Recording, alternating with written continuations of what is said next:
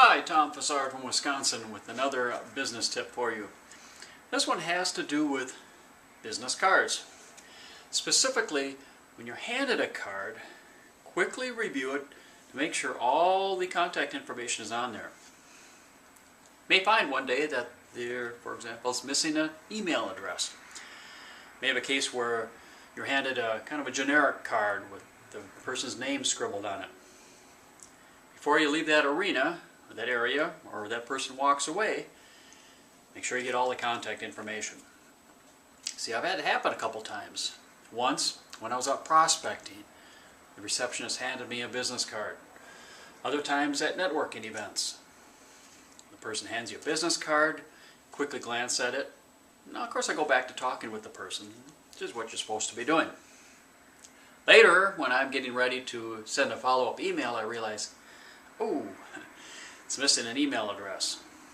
Turns out the person handed me a generic card because he just started at that firm and wrote in his name so he could hand it out during the business networking events. Take a few seconds to review that card before the person leaves the area. Make sure it's all complete.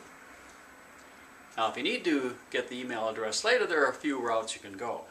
One, of course, is to call the person. You could call the receptionist, the main number, see if you can pick up the information. What I like to do is go to the firm's website, try to track it down. A lot of firms use a form on their website for contacting, but if you dig deep enough, sometimes you find an email address. It could be for the webmaster, maybe an HR person. See what format is used for that person. Typically, it's one of two possibilities for that user ID. First initial last name @ or first name dot last name @. Whatever format that happens to be used for that particular person, you can probably assume it's used for all. That's what I do. And I send an email. But it all gets back to taking a few seconds to review that business card when it's handed to you to make sure all the information is there. I hope this helps. And Tom Fassard from Wisconsin saying good luck with your networking and in your business.